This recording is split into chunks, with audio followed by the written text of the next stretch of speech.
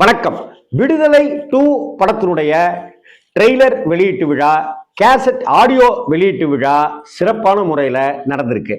இந்த விழாவில் தயாரிப்பாளர் எல்ரட் குமார், வெற்றிமாறன் சார், விஜய் சேதுபதி அண்ணா, சூரி அண்ணா அப்படின்னு நிறைய பேர் கலந்துட்டு இருந்தாங்க.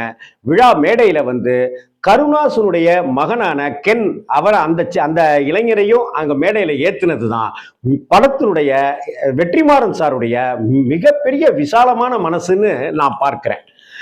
இதை பத்தி நான் இன்னொரு வீடியோவே தனியா பேசணும்னு ஆசைப்படுறேன். இந்த நிறைய பேர் சேத்தன் சார்லேருந்து ராஜீவ் மேனன் சார் மிகச்சிறந்த ஒளிப்பதிவாளர், கேமராமேன். அவரும் இதுக்குள்ளார வந்ததை பத்தியும் நான் சொல்றேன். இந்த விழாவில் நான் நெகிழ்ந்து போன விஷயம் என்ன அப்படின்னு சொன்னாக்க, எனக்கு தெரிந்து என்னுடைய பாலியங்கள்ல இருந்து 80s இருந்து நான் பார்த்துக்கிட்டே வர எத்தனையோ படங்கள், ஒரு வருடத்துக்கு கிட்டத்தட்ட 150 ஹிட்டு பாடல்களையாவது குறைந்தபட்சம் நான் சொல்றது கொடுத்திருப்பார் இசைஞானி இளையராஜா.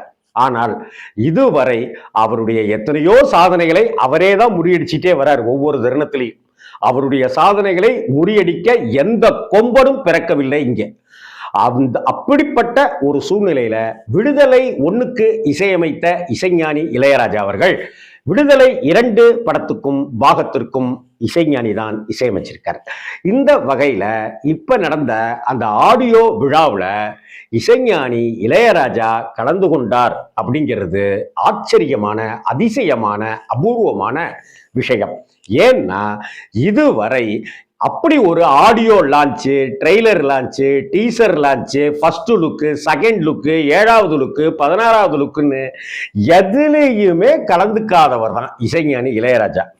இது பற்றி நான் ஒரு முறை சீனு ராமசாமி சார்கிட்ட பேசும்போதும் சரி, ஒரு 10 வருடங்களுக்கு முன்னாடி டைரக்டர் சரண் சார் கிட்ட பேசிட்டு இருக்கும் போதும் சரி, பாக்யராஜ் சார்கிட்ட பேசிட்டு இருக்கும் போதும் சரி, ஒரு முறை அவங்க எல்லாருமே இதை பத்தி பேசிட்டே இருக்கும்போது சொன்ன ஒத்தை வார்த்தை, நாங்க எங்களுடைய நண்பர்கள் கிட்ட பேசிட்டு இருந்தப்பவும் சரி, ஒத்த வார்த்தை, அந்த ஆடியோ வெளியீட்டு விழாவுக்கெல்லாம் வந்துட்டு இருந்தாக்க அந்த வந்திருக்கிற நேரத்துல ஒரு 5 பாட்டு 15 பாட்டு போட்டுருவாங்க அந்த அப்படின்னு நாங்கெல்லாம் கிண்டலா சொல்லிட்டு இருப்போம். ஏன்னா காலையில 7 மணிக்கு வந்துட்டு இரவு 9 மணிக்கு வீட்டுக்கு செல்கிற ஒரு அசகாய இசையினுடையே வாழ்ந்துட்டு, இசைபட வாழ்தல்னு ஒரு வகை இருக்கு, இசையாகவே வாழ்தல்ங்கிறது இருக்கு. அந்த இசையாகவே வாழ்றது தான் இசைஞானியினுடைய வாழ்க்கை. அப்படிப்பட்ட சூழ்நிலையில விழா, மேடை, அந்த பாராட்டு, அந்த கைத்தட்டல் அதெல்லாம் இல்லை. தமிழகம் முழுக்க இன்னைக்கும் லாரிலையும், வேன்லையும், பஸ்லையும், ஆட்டோவிலையும், 2 வீலர்ல ஹெட்போன்லையும் வச்சுக்கிட்டு இரவு நேரங்கள்ல தலைகாணிக்கு பக்கத்துல அப்படியே பக்கத்துல ஒரு போனை வச்சுக்கிட்டு பாட்டெல்லாம் கேட்டுட்டு இருக்கோமே, இதை விட இசைஞானி இளையராஜாவுக்கு என்ன பரிசு, என்ன ஒரு பெரிய பாராட்டு பத்திரம் இருந்துற போகுது. அப்படிப்பட்ட சூழ்நிலையில நேற்று அந்த விழாவில் கூட அவர் சொல்றார், இது வரைக்கும் நான் இப்படிலாம் நான் விழாவில் கலந்துக்கிறது இல்லை அப்படின்னு சொல்லிட்டு. அப்ப வெற்றிமாறன் சார் என்ன சொல்றாரு, நீங்க கலந்துக்கங்க, கலந்துக்கிட்டு நீங்க உடனே ஒரு 10 நிமிஷம் இருந்துட்டு நீங்க கிளம்பிடுங்கய்யா அப்படின்னு வெற்றிமாறன் சொன்னாராம். ஆனா இல்ல நான் இருக்கேன் அப்படின்னு இளையராஜா சார் சொல்லியிருக்காரு. அப்படி இளையராஜா அப்படி இருந்ததுனாலதான் இங்க எல்லாரும் எப்படியெல்லாம் பேசுறாங்க, என்னென்னலாம் பேசுறாங்க அப்படிங்கிறத கேட்கக்கூடிய பாக்கியம் எனக்கு கிடைச்சதுன்னு இளையராஜா சார் சொல்றாரு. இசை விழாவுக்கு இது வரைக்கும் கலந்துக்காதவர் வராரு, அவருடைய வெளியிட்ட முடிச்சிட்டு அவர் பாட்டுக்கு கிளம்பி போயிருக்கலாம். 84 வயசாகுது அவருக்கு. அதை பத்திலாம் சட்டை கூட பண்ணாம உட்கார்ந்துக்கிட்டு எல்லாரும் பேச்சையும் ரசிச்சு கேட்டுக்கிட்டு ஒவ்வொரு தடவையும் விஜய் சேதுபதிகிட்டையும் சூரிகிட்டையும் கமெண்ட் அடிச்சு பேசிக்கிட்டு வெற்றிமாறன் கிட்ட பல விஷயங்களெல்லாம் தேட்டு தெரிஞ்சுக்கிட்டு, ஓஹோ கருணாசோட பையன்தான் இந்த கென்னா அப்படின்லாம் விஷயத்தெல்லாம் தெரிஞ்சுக்கிட்டு ஒரு சின்ன குழந்தையை போல இசைஞானி இளையராஜாவை அந்த மேடையில நான் ஃபீல் பண்ணேன். அப்படிதான் நான் ஃபீல் பண்ணேன்.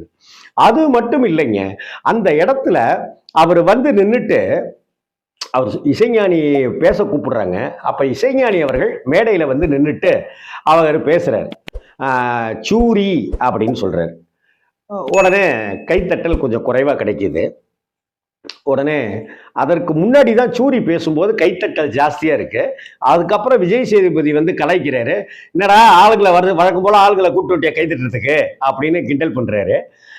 இப்போ அவர் சூரி அப்படின்னு கூப்பிடுறாரு. மேடையில் வந்து ஏறிட்டு நின்றுட்டு மைக்கு கிட்ட இசைஞானி அவர்கள் சூரி அப்படிங்கிறாரு. அதுக்கப்புறம் திரும்ப சூரி அவர்கள் அப்படின்ற மாதிரி சொல்றாரு. கைத்தட்ட லேசாக தான் கிடைக்குது. உடனே சூரி அப்படின்னு சொல்லிட்டு இப்படி வான்னு கூப்பிடுறாரு. நாற்காலியிலேருந்து சூரி வந்து மைக்கு கிட்ட இசைஞானிக்கு பக்கத்தில் அப்படி வந்து நிற்கிறாரு. இப்போ எத்தனை படம் கதாநாயகனாக பண்ணிட்டு இருக்கீங்க அப்படின்லாம் கேட்குறாரு. அப்போ அவர் பதில் சொல்கிறாரு. அவர் அப்போ என்ன உங்கள் பேரை சொன்னாக்கா சூரின்னு சொன்னாக்காவது எனக்கு கைத்தட்டல் கிடைக்கும்னு பார்க்குறேன், கைத்தட்டவே இல்லையே யாருமே, அதான் உங்கள் பேரை சொல்லி கைத்தட்டல் வாங்கலாம்னு பார்த்தேன் அப்படிங்கிறாரு.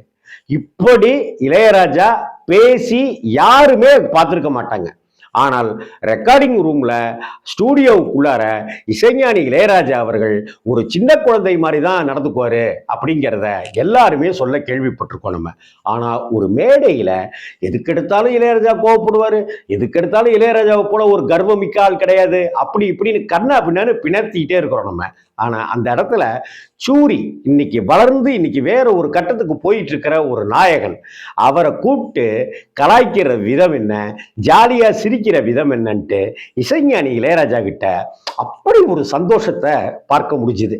இன்ஃபேக்ட் அந்த வீடியோவெல்லாம் நான் பார்த்து முடித்த பிற்பாடு எனக்குள்ளார ஒரு எண்ணம் என்ன ஏற்பட்டுச்சுனாக்க, தன்னுடைய பால்ய காலத்துல தன்னுடைய திரையுலகத்தினுடைய ஆரம்ப கட்டத்துல எப்படி பாரதி ராஜா மாதிரி ஒரு நல்ல நண்பர் அவர் கூட ஒரு படத்தை சேர்ந்து உருவாக்குறதுக்கு இருந்தாங்களோ, பாரதி ராஜா சார் படம் இளையராஜா இசை அப்படின்னு இருந்ததோ, எப்படி பாக்யராஜ் சார் படம் பாலுமகேந்திரா சார் படம் அப்படின்ட்டுலாம் இசை இருந்ததோ, அது மாதிரி இந்த வெற்றிமாறன் அவருடைய படைப்புக்கும் இளையராஜாவுடைய மனசுக்கும் அப்படி ஒரு நெருக்கம் ஒண்ணு, அவருக்கு ஒரு பிணைப்பு ஒண்ணு பாலியத்தெல்லாம் நினைவூட்டுகிற வகையில இருந்துருச்சு அப்படிங்கிற மாதிரி தான் நான் உணர்றேன் நான். அதனாலதான் வெற்றிமாறன் வந்து அதே பவ்யத்தோட இளையராஜாவை அணுகுவதும், ஆனால் அப்படியெல்லாம் பவ்யம் இல்லாமல் ஒரு நண்பன் கிட்ட பேசுறது போல வெற்றிமாறனை அவர் அணுகுவதுமாக அந்த காட்சி பார்க்கறதுக்கு அவ்வளவு சிலிர்ப்பா இருந்தது. எது எப்படியோங்க, ரொம்ப வருஷம் கழித்து காதில் தேன் பாய்கிற அந்த வழிநெடுக காட்டு மல்லியா இருக்கட்டும், உன்னோட நடந்த மாதிரியான பாட்டு இருக்கும். இப்ப இங்க இந்த விடுதலை பாகம் 2ல வந்திருக்கிற அந்த தினந்தோனம் பாட்டா இருக்கட்டும், மனம் பாட்டா இருக்கட்டும், இதாங்க பாட்டு, இதான் மியூசிக். இசைஞானி வாழ்க வாழ்க வாழ்க. வணக்கம்.